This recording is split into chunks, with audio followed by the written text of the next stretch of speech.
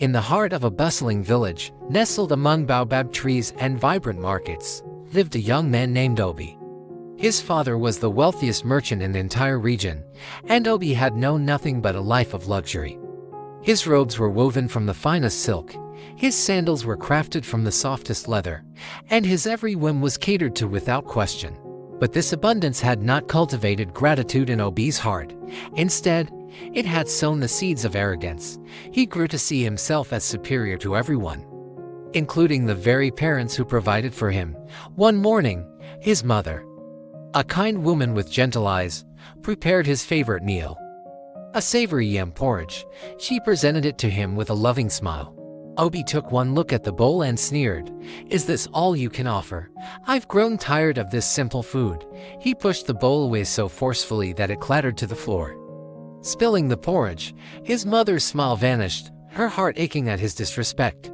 His father, hearing the commotion, came and saw the scene.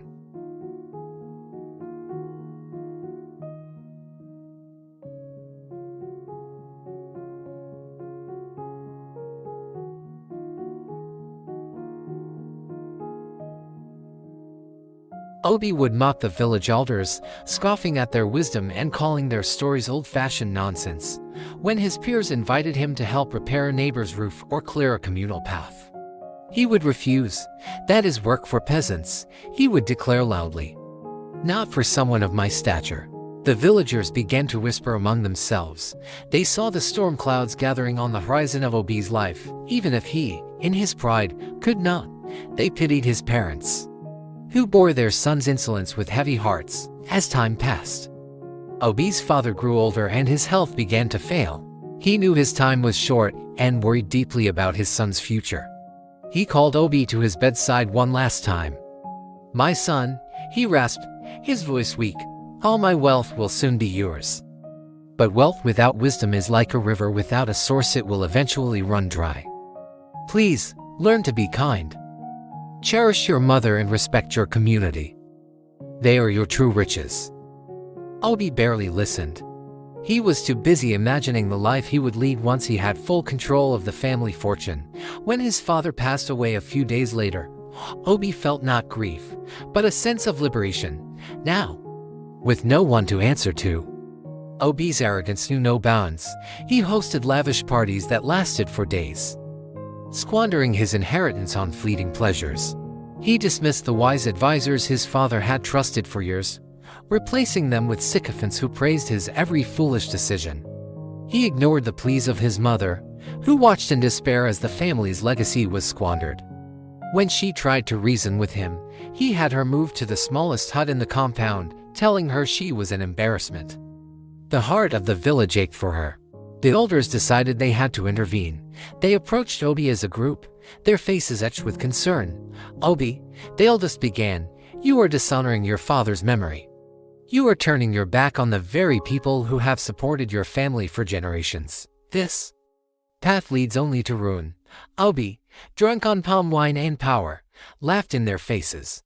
"Old fools. Your time is over. This is my time. I don't need any of you." He ordered his guards to chase them away. This was the final straw. The community, which had once looked upon his family with respect, now turned its back on him completely. As his father had warned, wealth without wisdom is a river that runs dry. Obi's reckless spending and poor management quickly eroded his fortune. The friends who have flocked to his parties vanished as soon as the money was gone. The crops in his fields failed because he had chased away the experienced farmers. His trading ventures collapsed because he had insulted all his business partners. Soon, Obi had nothing left. The fine silks were replaced with rags, the lavish feasts with scraps he had to beg for. His grand home fell into disrepair, a hollow shell echoing his emptiness. Alone and destitute, Obi was forced to wander the village, a ghost of his former self. He saw the people he had once scorned helping one another, sharing what little they had, their lives filled with a richness he had never understood. He saw his mother, now cared for by the neighbors he had mocked. They gave her food, mended her clothes, and sat with her, offering the comfort and respect her own son had denied her. The shame was a physical weight. heavier than any bag of gold he had ever possessed.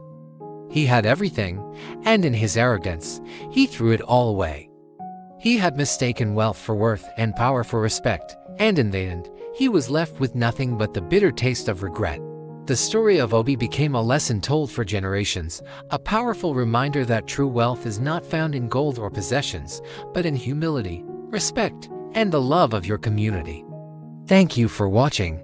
If you enjoyed this story, please like, share, and subscribe for more tales from around the world. See you next time.